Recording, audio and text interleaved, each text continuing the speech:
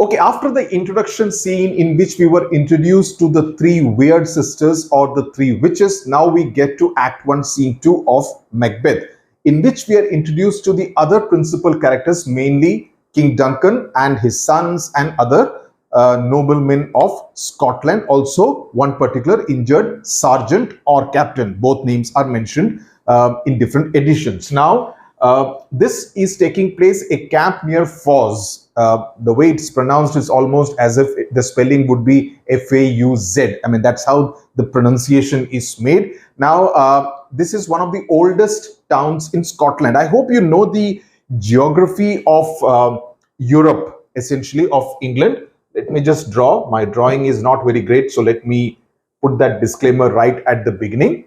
So it's something like, if this is England, Scotland is the northern part. Okay, so Foz would be somewhere around here on the west, in the western part of Scotland. That's where King Duncan's castle is located. Okay, and it's also the location of the first battle where Macbeth killed Macdonald. Okay, now you hear this word alarum, A-L-A-R-U-M. Now, this is the archaic, the old term, English term for alarm. In this case, it's essentially referring to some kind of trumpets. You have Duncan, Malcolm who is his son, Donalban who is his son. Then you have Lennox with attendants meeting a bleeding captain. Now, in some editions, as I said, some old edition, this in fact is an old edition, it is used as captain. In some of the newer editions, it is mentioned as sergeant. Both are okay. You can go with sergeant. Absolutely no issues with that. Okay. Now, a sergeant was a high-ranking soldier in those days. Now, what is really the significance, before we get into the line-by-line explanation, what is really the significance of that bleeding sergeant or captain in this particular scene?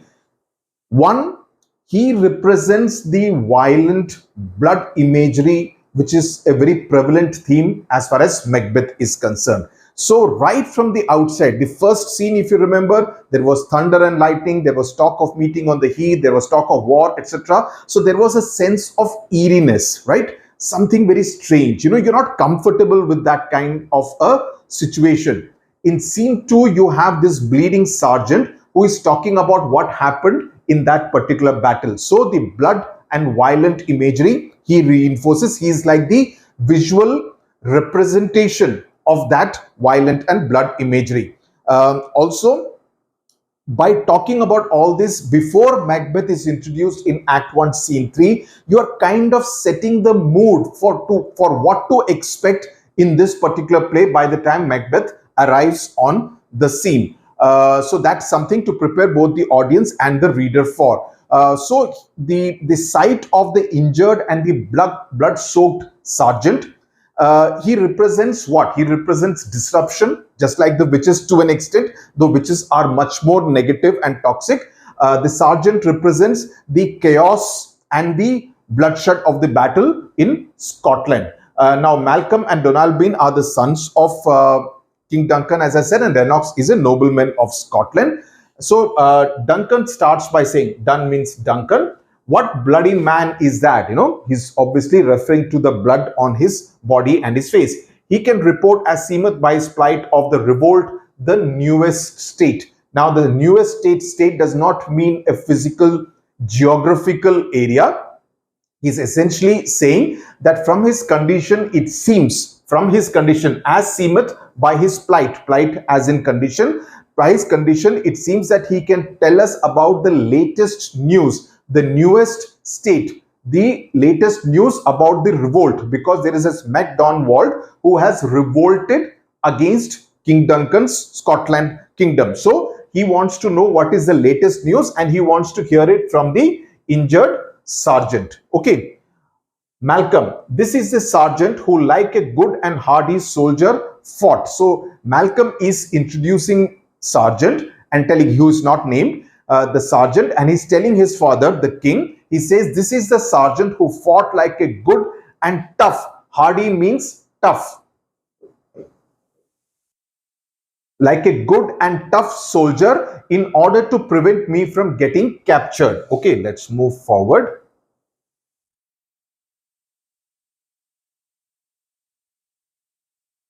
Sorry, it's a little slow, so please bear with it, and in case you will have your books with you. Okay, so he says, who fought against my, to ensure that I did not get captured. Okay, captivity means against, so it means that Malcolm was also part of the battle. He would have got captured but for the presence of this particular sergeant or captain who ensured that Malcolm, the son of King Duncan, did not get captured, because if he had got captured, they could have used that as a pawn in order to extract maximum whatever goodies they wanted from King Duncan. Kidnap kar lo, abduct kar lo, you can actually demand whatever you want. So he says he essentially ensured that I did not, and he actually saved me. So now Malcolm talks to the sergeant. He refers to him as brave friend. Important. Say to the king the knowledge of the broil as thou didst leave it. Now, broil means battle. Okay. Battle. So he says, please inform King Duncan about whatever you know about what was happening on the battlefield in that particular battle till the moment you left it. Why? Because of serious injuries. Because of injuries, you have to leave it. So please inform King Duncan what happened till that precise moment when you left the battlefield. Now the sergeant speaks. Now you see here it is written cap, but earlier he has been referred to as a sergeant, which is why I said both words can be used. Doubtful it stood as two spent swimmers that do cling together and choke their art. This is an important line. What does it mean? Now, sergeant is saying that the outcome was in doubt. Outcome was in doubt. Doubtful it stood. The battle, the way it was being waged, it was very doubtful which side would actually win, King Duncan's army or the rebels' army led by Macdonald. So he says the two armies were like two exhausted and tired. Spent means, you say no, spent force. Spent force is that whose energy have got completely dissipated. So spent essentially refers to tiredness. Okay, tiredness. So like two exhausted and tired swimmers and drowning swimmers clinging to each other, making it impossible for either to stay afloat. So they were clinging to each other. It was very difficult for them to stay afloat.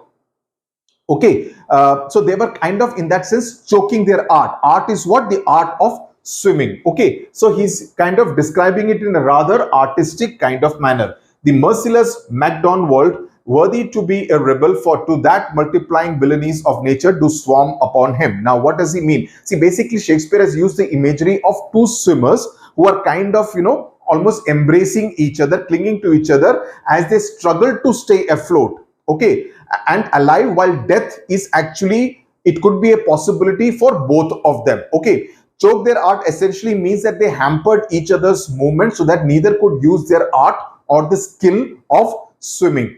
For to that means because of that. And it is really no surprise that Macdonald has turned out to be a rebel or a traitor. So he says someone as merciless as Macdonald. Macdonald is not really known to be a good man. So someone as merciless as Macdonald has turned out to be a traitor. So it is really no surprise. So because of that. Now what happens because of that is that the merciless Macdonald is fit to be called a rebel. Fine. Now all the evils found in nature, multiplying villainies of nature, all the villainies which are found in nature, whatever that can be, they are there in Macdonald. Okay, they are attracted to him. They are attracted to him like a swarm of bees, swarm of flies, we say, right? Makhiyon ka jhund, right? So swarm of flies. So they are attracted to him almost like a swarm of flies to meat. Okay, to any kind of eatable, in this case, meat. Okay, so that is what is happening. From the Hebrides, a cluster of islands on the west coast of Scotland. So from the Western Isles. Okay, what is this Western Isles? He is referring to one particular area in Scotland, which is a cluster of islands off the west coast of Scotland. Okay, the Kerns which are being referred out here, the Kerns were Scottish or Irish foot soldiers who essentially would carry a sword or a bow arrow, basically light weapons. The gallows glass that is being referred to. Now this can all come at 1-2 marks, or even in MCQs, which is why you need to know what exactly they refer to. So gallows glass were mercenary armored warriors. Mercenary means that who would kind of do things for a price. That is, you pay them some money and they would do this. They will come on and fight against the enemy on behalf of your army. So in this case, the gallows glass, they would serve as bodyguards to the Irish or Scottish, which is known as an umbrella term as Celtic. It includes both Irish as well as Scotland, which was also part of that entire Great Britain kingdom at one point in time. So Celtic chieftains, and they were handpicked for their strength and massive size. They would always carry an axe. So both Kerns and gallows glass, in that sense, is talking about two different kinds of warriors. These people would carry an axe. These people would carry small weapons. These people are known to be more of bodyguards because of their rather hefty size. So what the captain is saying is that fortune on his damned coral smiling. So fortune smiled on MacDonald's cause. Okay, and like a prostitute who would kind of grant favors to her client. Okay, where is it? So like a prostitute, like a rebel's whore. Like a whore means prostitute. So like a prostitute who would grant favors to her fortune on her damned coral smiling, showed like a rebel's whore, but all is too weak for brave Macbeth. Well, he deserves that name. So he's saying that, like a prostitute who would grant favors to her client, showered him with all favors. So all this help was available to MacDonald. Okay. So the reference is what? The reference is to all these troops which are coming from the Western Isles, from the Hebrides. Okay. So now at this point in time, Shakespeare introduces Macbeth for the second time. First time was from the witches. The second time is from the injured sergeant. Both times you see that is conveying something very negative. This is and very sinister, and this one is conveying the blood imagery. So that's how Macbeth is introduced even before he has actually arrived on stage. And it helps to build up interest. कि आने से पहले अरे कौन है? You are curious to know. अरे someone called Macbeth is being spoken about by different characters. So there is an element of curiosity which is there in the spectator, in the reader, even before he actually makes an appearance. So he says, for brave Macbeth, well, he deserves that name. Another point, he's saying that he deserves that name. So it's some kind of an affirmation that that person called Macbeth, who we have not met so far, is actually a very brave kind of person who the witches are also keen on meeting upon the heath, right? Disdaining fortune with his brandished steel, which smoked with bloody execution, like Valier's minion carved out his passage till he faced his faced the slave. I have put a question about what is the significance of this phrase, brave Macbeth. Please have a look at the question and answer. Now, the sergeant is saying that he arrived with contempt. Contempt means he's so confident about his skills कि मैं आके सबके छक्के छुड़ा दूंगा. I will come and conquer everybody, defeat the rebel forces. So he arrived with contempt. Disdaining fortune. Disdain also essentially conveys, that I look down upon them, right? That was smiling on the fortune which was smiling at MacDonald. We already spoken about the rebel score, right? And waved, brandished. Brandished means he waved his talwar, he waved his sword. Steel. Steel means sword. So this is waved, and he's talking about waved his sword which smoked with bloody execution.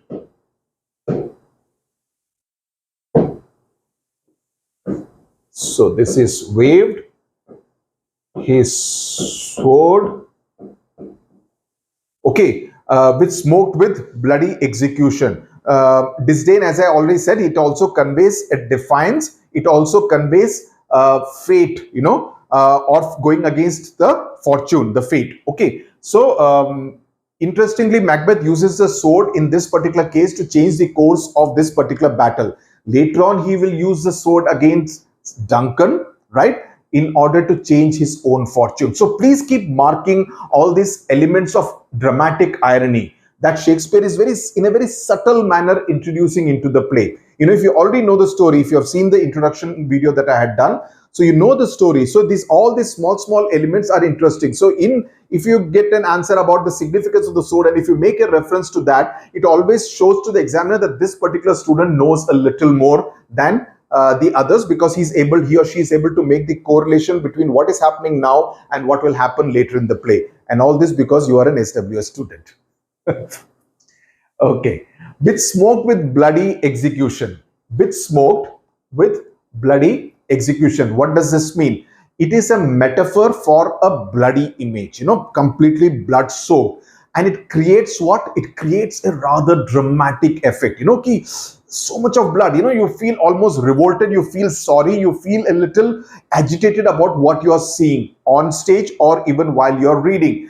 And it emphasizes the fury of the battle, the fury of the battlefield, and the fact that it is very, very ferocious on that particular battlefield. And this, in a sense, also, listen to this carefully, it foreshadows the assassination of King Duncan. As I said, bloodshed and the blood imagery is an integral part of this particular play. So that is something which you need to be very conscious of throughout the play in almost every other scene. Valor's minion. Minion is someone who is like a chela kind of thing in Hindi. Okay. So it means the servant of courage.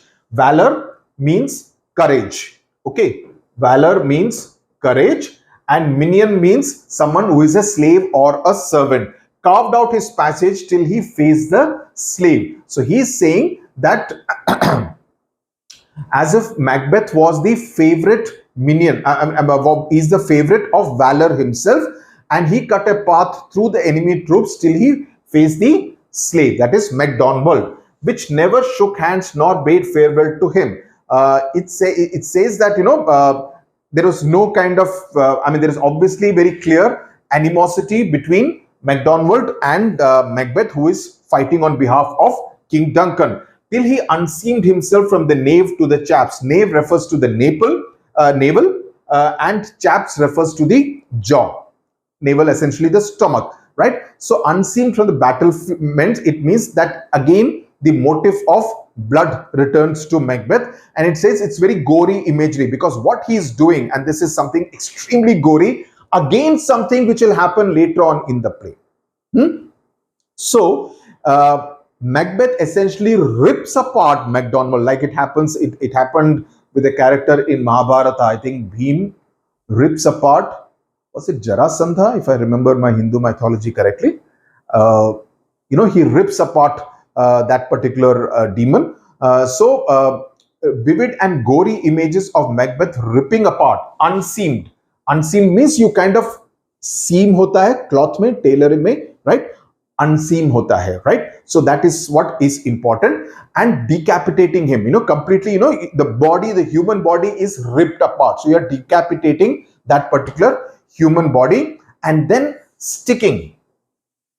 Fixed means sticking his head upon our battlements. What he has done, then he has removed the head and he has put outside the castle in Scotland to show what he can do to the enemy. So you get an idea about the fury of Macbeth on the battlefield. You get an idea about what he could possibly do on the battlefield also, that he could actually subject his enemy to such kind of bloodshed and violence. That is what Macbeth is capable of. Okay, and he has put Macdonald's head as a trophy of victory. Please remember this phrase and use it in your answers. As a trophy of victory. And this particular act of Macbeth is designed to frighten not just the enemy, the rebel forces, because the next time anyone wants to rebel, he will think about what Macbeth did to Macdonald. It also sets you to prepare, okay, this is a guy who is the protagonist of this particular play written by William Shakespeare, who is capable of so much violence. That is what it prepares the reader and the spectator for. Okay. Now, the irony is, again, yet another thing which SWS students would know and should point out in their answers. The irony is that at the end of the play, Macbeth too is decapitated by a character called Macduff. Okay, he cuts his forehead his head and brings it to Malcolm, King Duncan's son.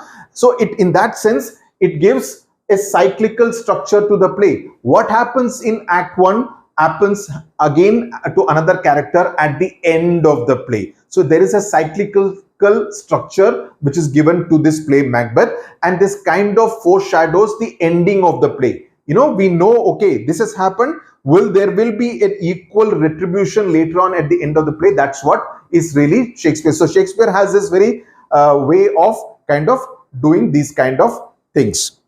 Okay. कहां तक आए? यहां तक आ गए ना? Okay.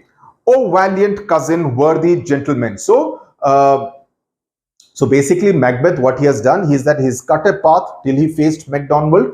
He did not pause to shake hands with MacDonald or say goodbye, and cut him from his stomach to the jaws. So this part of the body he ripped apart and subsequently placed his head outside the castle, in front of the castle in Foz. Okay, and it is very clear that Macbeth's entry into the battlefield was like the turning point of that particular battle, which was referred to by the witches in Act 1, Scene 1. Also, it turns in Duncan's favor. King Duncan's army manages to win that particular battle. Now, Duncan calls him, "Oh, heroic."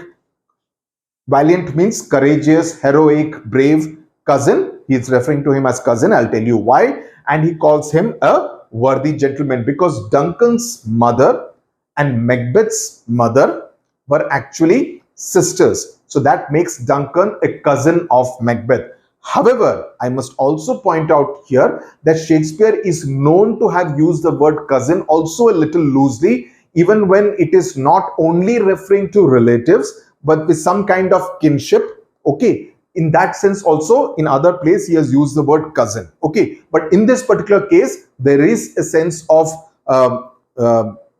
relationship between King Duncan and Macbeth. Okay, so that I just wanted to point that out to you. Sergeant says, as when the sun begins its reflection, let me just move it forward. It's a very old edition which I got, which is probably why it's kind of, little. Okay. So, as whence the sun begins his reflection, shipwrecking storms and direful thunders break. So, from that spring whence comfort seemed to come, discomfort swells. So, what is he saying is that he's reporting to Duncan the good news of Macbeth's victory as well as the bad news that the King of Norway has begun a fresh assault. Okay. So, he says that just as terrible storms, shipwrecking means, so they're so terrible, they're like the tempests, which kind of create storms on the seas, and dreadful thunder, direful thunder. Dreadful means again very fearful and dreadful thunder suddenly arise when the sun begins to rise in the east. So also new trouble begins to rise when it seemed that we have reached our moment of triumph with the killing of MacDonald. Okay, so discomfort swells. So the good news was there. I told you about the good news of we having won the battle as a result of Macbeth's valor. Now there is a bad news. Discomfort is swelling. Again, we are getting some bad news. When we thought all was going well, listen, King of Scotland. Listen, Mark means listen. King of Scotland, listen. No sooner justice had with valor armed compelled these skipping kerns to trust their heels. Trust their heels means to run away from the battlefield. Kerns were the ones which were helping MacDonald. To trust their heels means to run away. But the Norwegian lord, that is the King of Norway, surveying vantage, sensing some kind of an advantage with furbished arms and new supplies of men, that is with new soldiers etc. coming and with more modern and better weaponry. Okay, he began a fresh assault with fresh soldiers and new weapons. So that is the second bit of news. So if you get a question about the news which had been brought by the sergeant, you need to talk about the first battle and then you need to talk about what King of Norway had done. Yahan tak samajh mein aa gaya? Let me move it forward. Dismayed not this, our captains Macbeth and Banquo. So Duncan is asking whether this did not trouble our captains. Who are the two captains? Macbeth and Banquo.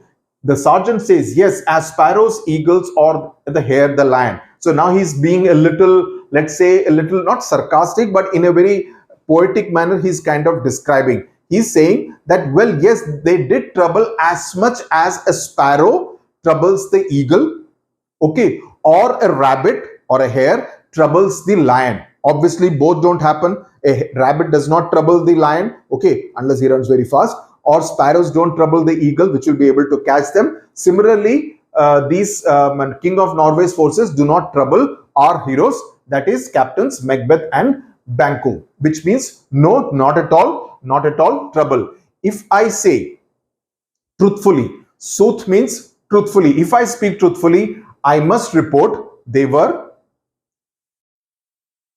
as cannons overcharged with double cracks, so they doubly redoubled strokes upon the foe, except they meant to bathe in reeking wounds or memorize another Golgotha, I cannot tell. What does this mean? So he says that if I speak truthfully, I must tell you that they were like cannons. Cannons is like through which the Gola Baru, this thing to, put it in recent Bahubali, etc. kind of movies you would have seen, right? They were like cannons loaded with double dose of gunpowder. Cannons overcharged with double cracks, double dose of gunpowder. So they exploded on the enemy. Who? Macbeth and Banquo. So they exploded on the enemy, doubling their impact with greater ferocity. So they were even more ferocious this time in the battle against the king of Norway. Perhaps they wanted to bathe in the blood. Okay, except they meant to bathe in reeking wounds. They wanted to bathe. So bathe in blood of the wounds of their enemies. Just imagine the kind of very reprehensible,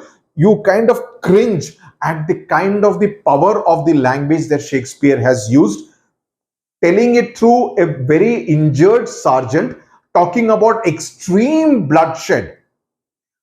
The thought of someone actually drinking or bathing in the blood of the wounds of the enemies, it conveys an extremely reprehensible, very disgusting kind of an image, right?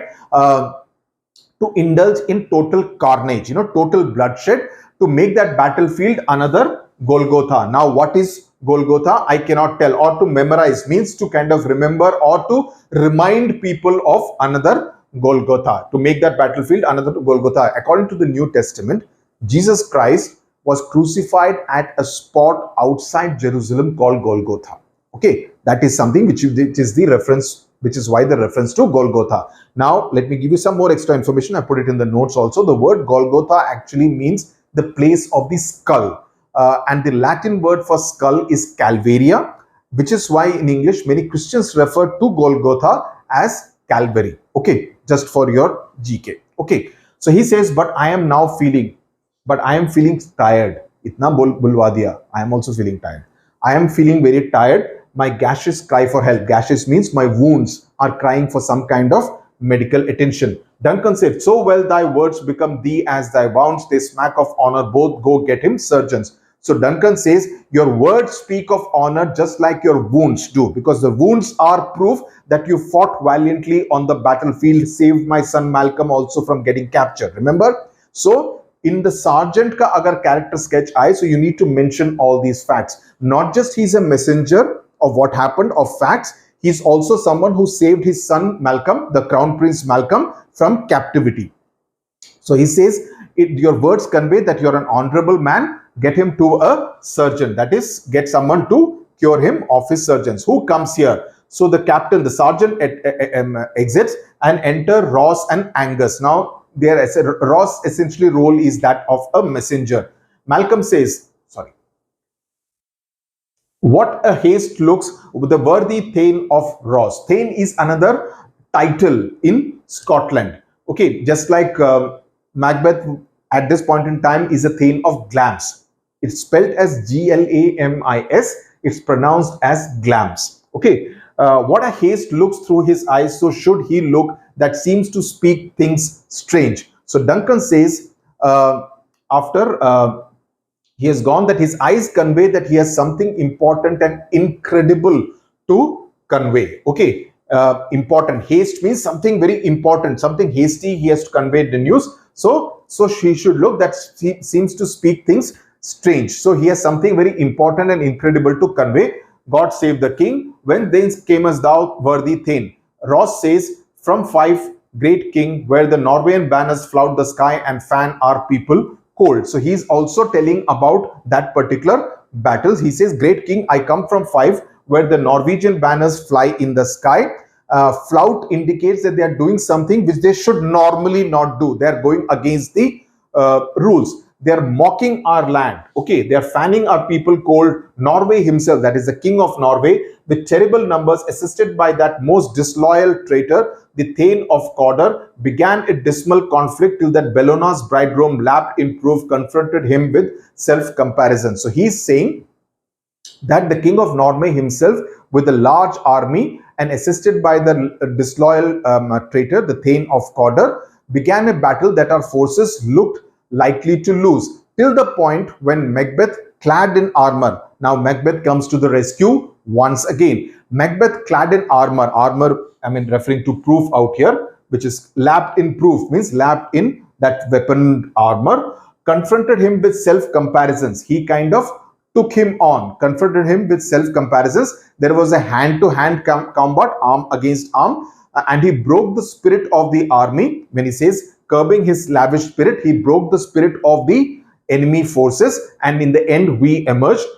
Victory fell on us. We emerged victorious. Now Bellona's bridegroom, Bellona was the Roman goddess of war, and Macbeth is being referred to as her bridegroom. So again, elevating him even before he has actually been has made an entry in this particular play. It is used to exaggerate the heroism of Macbeth. So Bellona's bridegroom as a key phrase, please use it in your answers whenever you're talking about Macbeth. Okay.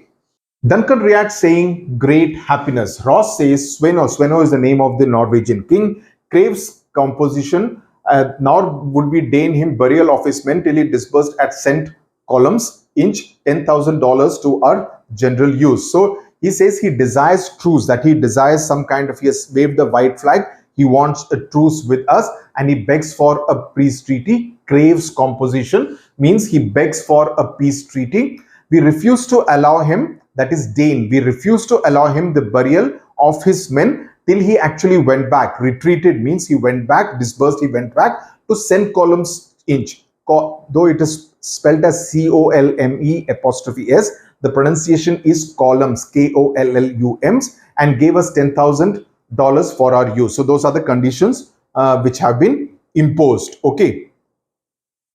Duncan, no more that Thane of Cawdor shall deceive our bosom interest. So he says dollars is a reference to the silver coins, inch means island.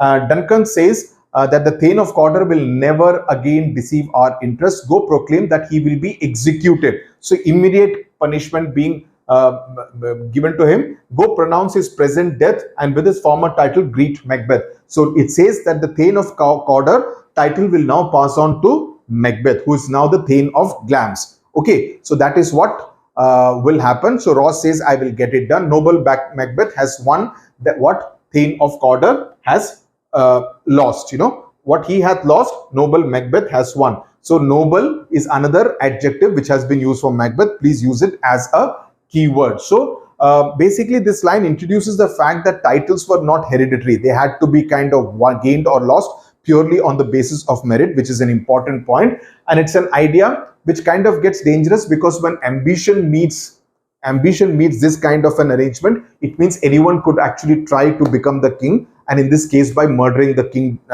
what Macbeth does to Duncan. Now, a few points before we close Act 1, Scene 2. Macbeth kills MacDonald, taking revenge for his treachery against the throne. Okay, it is ironic because the same Macbeth later on kills Duncan in order to gain the throne of the kingdom of Scotland. Okay, so here he's very ferociously protecting Duncan, but the same Macbeth, once he hears of the prophecies by the three witches, he completely goes the other side and he decides to become the aggressor against King Duncan himself. That is an important point that you need to bear in mind. So any long 5-mark or 10-mark question that you get, you should be able to put it in that kind of a context of what happens later on in the play also, because it will give your answer that much more depth.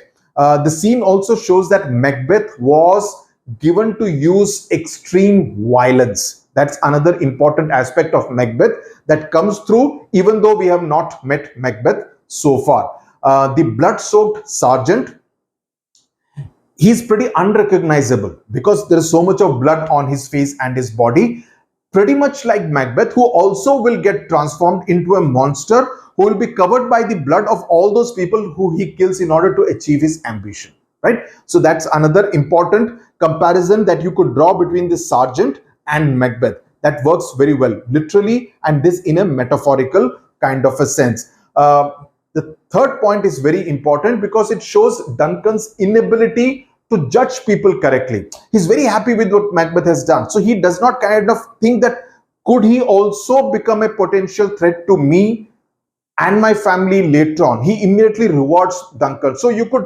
Macbeth, so you could think that he's a fair king. That's one way of looking at Duncan. The other way of looking at Duncan is that he does not have a very great judgment of the people around him. Okay, because he's doing what? He's replacing one traitor, who? MacDonald, with another traitor, potential traitor, that is going to be Macbeth. Macbeth and Banquo are compared to eagles and lions, and the lion actually appears on the crest of the king royal coat of the arms of the King of Scotland. So it's just a small detail. And Duncan is shown as someone who is concerned about the bleeding soldiers, tells his people that, you know, he should be taken to a surgeon, of course, after knowing all the news from him. Okay, so this is as far as Act 2, Act 1, Scene 2 is concerned. I hope you have understood it very thoroughly. Go through the notes, because Shakespeare is not something which you will understand and remember in one reading. Multiple readings will be required, and Macbeth definitely is that kind of a play. So please go through the notes, because in the notes, each and every line is explained with the exact words, etc. Plus, there will also be question and answers which will follow, which will make it all, you know, मैं आपको spoon feed करके दे दूंगा, आपको आसानी होगी whatever you want to write in your examination. Tata, bye bye. I will now see you in Act 1, Scene 3, where we will finally get to meet Macbeth. Thank you very much.